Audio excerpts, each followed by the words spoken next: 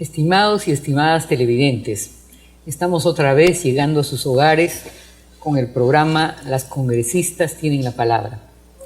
Y en este programa hay un asunto de naturaleza muy peculiar. Vamos a conversar con una persona de alto nivel de especialidad, el doctor Rafael Navarro Cueva, profesor principal del Departamento de Psiquiatría de la Universidad Nacional Mayor de San Marcos, profesor de la Facultad de Psicología de la Universidad Peruana Cayetano Heredia, y a quien tuvimos el honor de conocer en una visita de las muchas que hacemos los y las congresistas en actividades de fiscalización en su rol como director por entonces del Hospital Emilio Valdizán.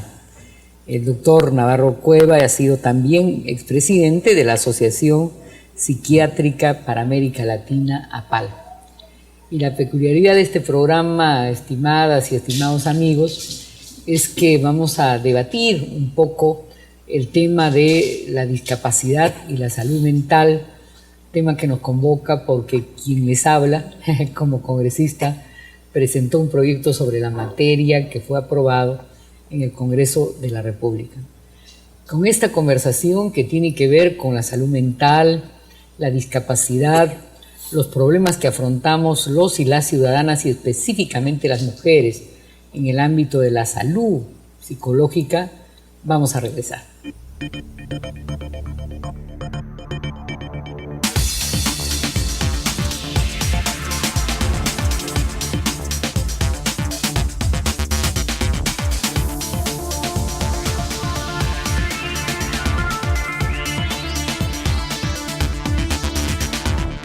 De lunes a viernes, usted tiene la mejor y más amplia cobertura de toda la labor parlamentaria. Infórmese de los casos que son fiscalizados por la representación nacional y entérese de los resultados de las semanas de representación. Central de Noticias del Congreso. Conozca las normas que rigen el país. Central de Noticias del Congreso. De lunes a miércoles y los viernes a las 7:30 de la noche. Los jueves después de la sesión del Pleno. Y por TV Perú, de lunes a viernes a las 9 de la mañana.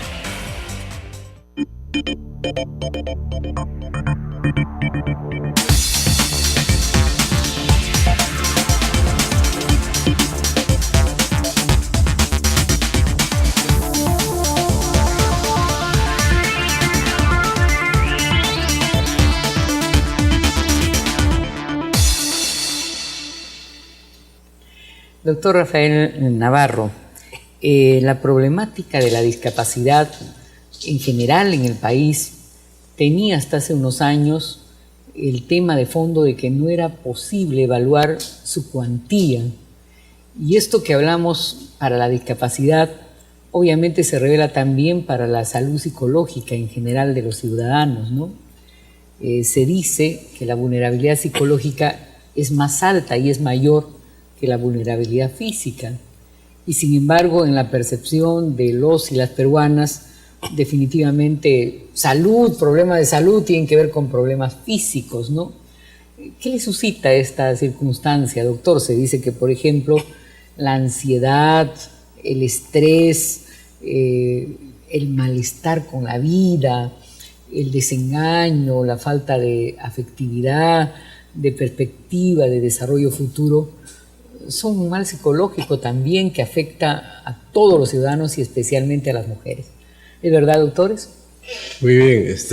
En primer lugar, quiero agradecerle, congresista Mavila, esta gentil invitación y espero aclarar algunos o varios aspectos sobre la salud mental.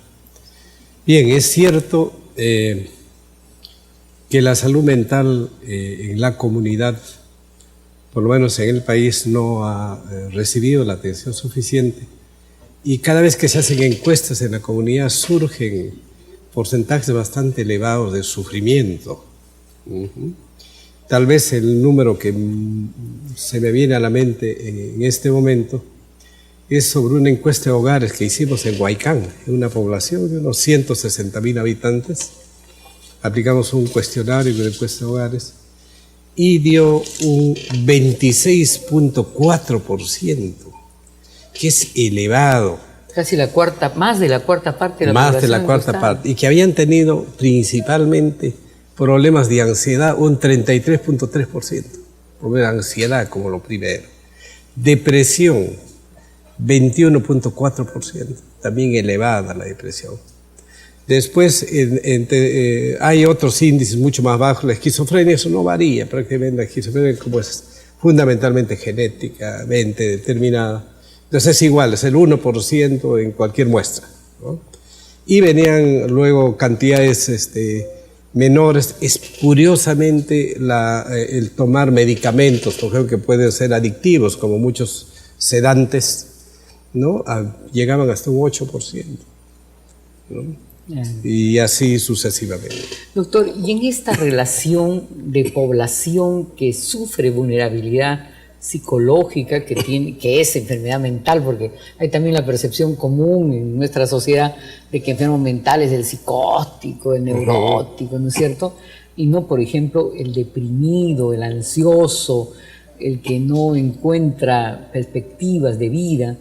Y en esa visión de una salud mental vulnerada, con un alto índice de victimológico, ¿qué nivel tiene la relación hombre-mujer?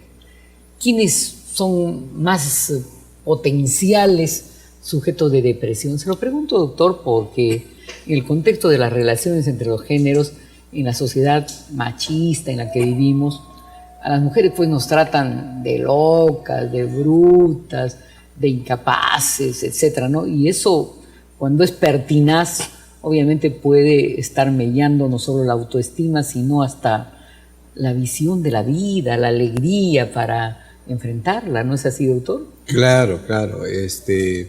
Generalmente la depresión es una respuesta amplia que se da en las personas cuando las personas tienen pensamientos automáticos producidos por cualquier situación, pero que tienen como significado pérdida de lo que fuere, ¿no? Pérdida de afecto, pérdida incluso económica, ¿no? Pérdida de posibilidades, pérdida de logros, en fin.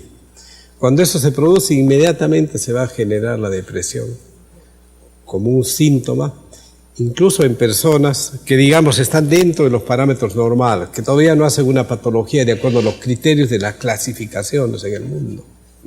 ¿Cuál es un grado de depresión que, digamos, requiere un tratamiento permanente, sistemático, doctor? Es el grado de depresión que ya debe, digamos, atender el médico o el sistema de salud. Es cuando la depresión involucra o influye en todas las áreas de la vida de la persona. En primer lugar, obviamente, el área personal. Ella está sufriendo. La persona que tiene depresión sufre, que es un primer indicador muy claro y que puede medirse de muchas maneras. Luego de eso, cuando se involucra también a los aspectos de trabajo, por ejemplo, la función del trabajo también disminuye. Si es un estudiante, baja el rendimiento académico inmediatamente, ¿no? La solución de problemas como un aspecto también general importante en la vida humana también disminuye. La autoestima también puede afectarse. ¿Hay más mujeres deprimidas, doctor, que varones? ¿Se puede hacer De acuerdo a la depresión, pero hay un poquito más de mujeres deprimidas que... ¿Y las causas de esa depresión usuales, doctor? Usted, yo sé que ha hecho trabajo cotidiano, clínico, doctor, en sectores además populares, como en Huaycán, ¿no? Claro. Más o menos, ¿qué causas usuales hay, doctor, de la depresión femenina, sobre todo de las mujeres que provienen pues de estratos subalternos, más carenciados, ¿no? Claro, claro. Digamos, la dificultad para poder afrontar el quehacer diario. Este es un elemento fundamental. Nosotros teóricamente podríamos pensar que la gente muy pobre se ha adaptado a eso. No se ha adaptado. ¿No es la que sufre más, doctor? Es la que sufre más justamente por eso. Al no haberse adaptado, sufre más. Porque la persona tiene que constantemente solucionar los problemas del día a día, ¿no? Y puede tener pensamientos anticipatorios que generalmente pueden ser negativos, ¿no? Puede llenarse de pesimismo, de desesperanza, que es una cosa tan importante cuando ya no hablamos de un individuo, sino de un grupo, de la comunidad, la desesperanza. Doctor, sin embargo, en el caso de la depresión femenina, pareciera que no, tampoco es solo una variable, digamos, de ubicación social o económica, porque yo conocí el caso de una amiga que era chilena, se separó de su pareja, era una mujer que trabajaba en una organización no gubernamental, y se deprimió a tal grado, doctor. Ella obviamente tenía para comer, etcétera, ¿no? Pero no se quería levantar de la cama, o sea, estuvo 2, 3 meses en la cama, o sea, no, simplemente no se quería mover. Luego quiere decir que la depresión no necesariamente, como el delito, tiene que ver solo con carestía o con pobreza, ¿no? Sino tiene que ver con otras etiologías también, ¿no? Por supuesto, por supuesto. Dentro de ellos tenemos la llamada depresión mayor, en donde hay factores de predisposición, es decir, genéticos, que van a determinar ese tipo de respuesta. Yo le voy a decir que yo soy renuente a creer, doctor, en factores genéticos, ¿no? Pero por el tipo de respuesta. Creo más en factores sociales, culturales, ¿no? Eso de acuerdo, pero los factores sociales, todos los factores pueden actuar en determinado momento como determinantes, en otro momento como desencadenantes. Pero el factor genético influye absolutamente en todas las acciones del ser humano. Y ahora que es el siglo de la genética, se están dando unos avances enormes en investigación. Pero se entiende más esa relación entre lo genético con lo ambiental. Ahora es mucho más claro. Y lo ambiental también tiene tanta fuerza que en determinadas personas o casos puede hacer que lo genético pase inadvertido. Claro. ¿No? Doctor, y también factores culturales, educativos, ¿no? A las mujeres tradicionalmente nos educan para amar, ¿no? Así es. Y cuando se vivencia el desamor, probablemente hay muchas mujeres, sobre todo las que tienen menos experiencia en esos ámbitos, sienten pues que ya se les trunca la vida o su proyecto personal, ¿no? Los hombres afrontan, creo, más el duelo de la pérdida de la pareja, ¿o no es así? Sí, porque mire, ha abordado un tema, pero que es importantísimo y que involucra también a la personalidad y a la cultura. Nosotros tenemos una cultura peculiar y nuestra personalidad es reflejo de la cultura. Todos tenemos algo en común, pertenecemos a una determinada cultura y recibimos de esa cultura una serie de informaciones, una serie de, ahora hablamos más bien de esquemas mentales, que son maneras relativamente idiosincráticas de interpretar la realidad en general y las relaciones interpersonales en particular, permanentemente. Y esos esquemas están en la memoria remota. Y no están en un mundo puramente abstracto y psicológico. Están grabados como un disco duro en sustancia proteica. O sea, desde la socialización temprana probablemente se internalizan, ¿no? Claro. Y todo aprendizaje, desde la socialización temprana, como nombra, todo aprendizaje tiene alguna influencia en el gen para las generaciones que vienen. Entonces, ¿qué es lo que se hereda? No se hereda el acto en sí. Lo que se hereda, en forma lo más clara, es la facilidad para aprender ese comportamiento, que a nuestros ancestros le costó mucho, le costó un gran esfuerzo. Los niños actuales aprenden con una facilidad impresionante. ¿Ha visto a los bebitos ahora de 2, 3 años cómo manejan los tablets, las tabletas? Eso es increíble. Se va a disculpar que hagamos una pausa. Vamos a regresar, queridas amigas y amigos, nuevamente para seguir hablando ya no solo del diagnóstico de los temas de salud mental y una mirada de género, sino también del sistema de salud, pues, y cómo se está afrontando los problemas de la salud psicológica y, en alguna medida, el tratamiento normativo con el cual estamos intentando tener una mirada distinta a esta problemática.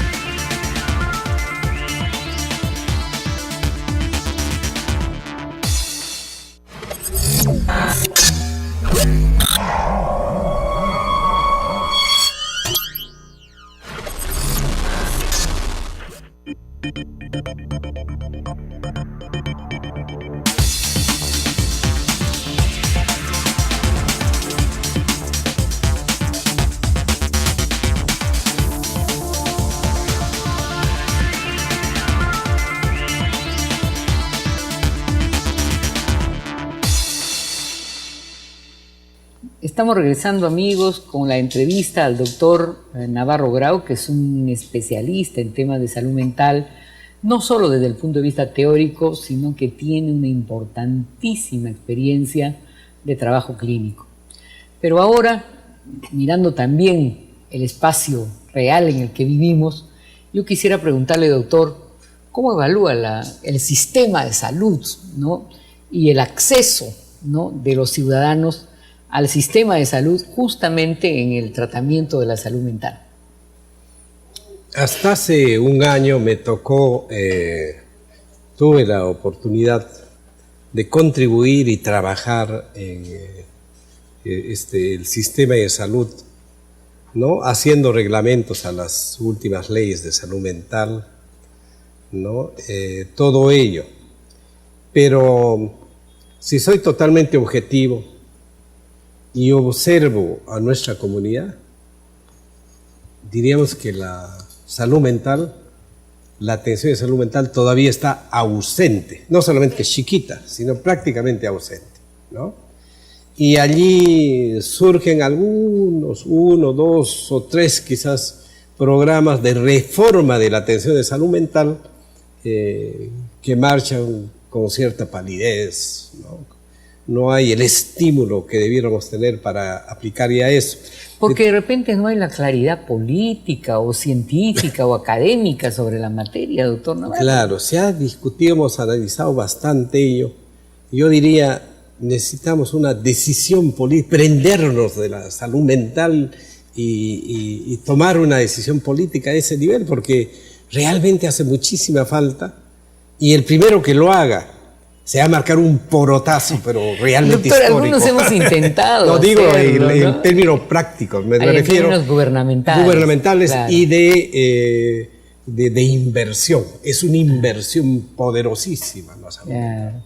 ¿No? Doctor Navarro, en junio del 2013 se publicó la ley 29889 de mi autoría, que modifica la Ley General de Salud para garantizar los derechos de las personas con problemas de salud mental.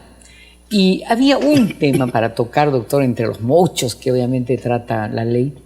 Había un problema vinculado al derecho de la persona que tiene alguna vulnerabilidad de salud mental a no ser institucionalizada, es decir, a no ser encerrada sin su propio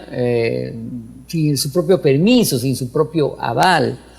Y se planteaba también la necesidad de un abordaje comunitario, multidisciplinario, integral, participativo, descentralizado, intersectorial. En buen romance, doctor, se planteaba ir a la base de los hospitales, llegar hasta las postas.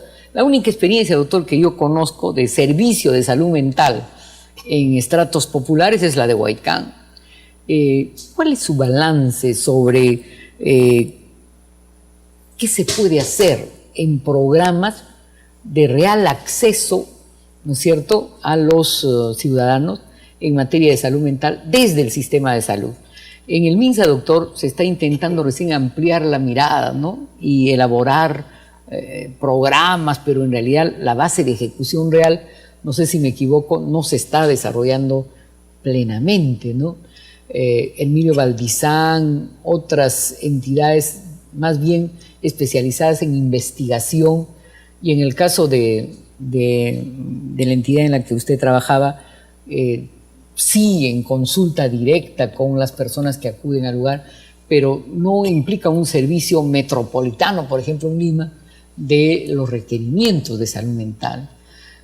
Yo veo, doctor, que usted tiene una importante publicación, si me permite, sobre reforma de la atención en salud mental en el proyecto piloto Huaycán. Así es. ¿Qué contiene, doctor, en términos esenciales, este aporte en el trabajo de ustedes a la reforma en la atención en salud mental? Claro, el trabajo comenzó desde que me hice cargo de la dirección del Hospital Emilio Valdizán a mediados del 2009, y el 2010 realmente arrancamos. La idea es esto.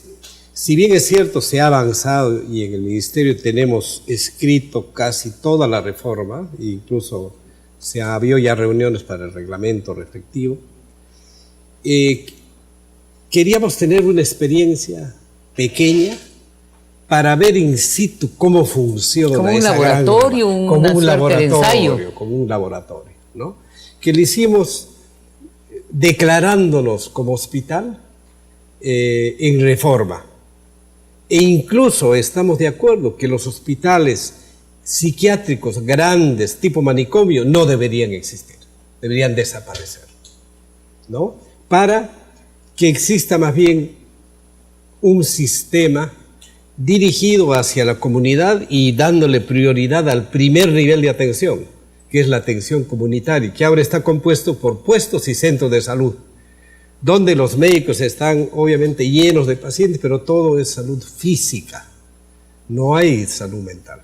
Entonces nosotros, en la práctica, para resumir todo esto, nos dedicamos a poner en acción este sistema como un sistema de referencia y contrarreferencia entre el primer nivel, que son puestos y centros de salud. Segundo nivel, hospitales generales grandes que tengan un departamento o un servicio de psiquiatría. Y todavía nos manifestamos de que el tercer nivel, como tercer nivel podrían funcionar los hospitales psiquiátricos, que en el Perú son 3. Pero los hospitales psiquiátricos, para permitirse continuar como hospitales psiquiátricos, deberían cumplir con ciertos requisitos. En primer lugar, ser hospitales de elevada experticia, donde los máximos especialistas en psiquiatría debieran estar ahí. Segundo, dedicarse a investigación, todos los hospitales psiquiátricos. En tercer lugar, tratar solo los casos más complejos, más complicados, ¿no? Hacer ese tratamiento. Y el servicio, doctor, de la consulta diaria de la persona que requiere hablar, que requiere... Ahorita vamos a eso. Y terminando con los hospitales psiquiátricos, digamos, si reúnen esos criterios, entonces podrían ser el tercer nivel en el sistema de referencia y contrarreferencia. ¿Qué quiere decir? El primer nivel es más importante, porque los médicos ahí reciben problemas de enfermedades físicas y no atienden casos de salud mental que debieran atender. Muchos porque se olvidaron del curso de psicopatología, psiquiatría que llevaron en la universidad. Porque ahí en el primer nivel se atiende todo tipo de enfermedad y prácticamente todas las especialidades sin ser especialistas. Y luego se deriva, cuando el caso es complejo, al hospital general, al especialista indicado, o al tercer nivel en el caso de salud mental, que sería el hospital psiquiátrico de expertos. Entonces, ¿qué es la primera necesidad? Disculpe que insista, sí. Pero por ejemplo hay problemáticas comunes que afrontan las mujeres en el país, ¿no? Sí. Por ejemplo, la madre de un niño autista, un niño que no puede hablar, doctor, y que sus niveles de comprensión pueden ser altos o pueden ser disminuidos. La madre de un discapacitado que ya no tiene tiempo para trabajar porque tiene ella que hacer el servicio que en realidad el Estado debería darle al discapacitado severo. Y entonces las mujeres, quieranse o no, sean o no las que afrontan la vulnerabilidad psíquica o la enfermedad mental, están involucradas en esta relación, sobre todo madre-niño vulnerable. Entonces, por ejemplo, la madre de un niño autista, con un niño que no habla, por ejemplo, ¿se podría atender el autismo en el ámbito de la consulta ambulatoria, doctor? Claro, entonces, para la atención de esos casos es importantísimo la creación de un centro de salud mental comunitario.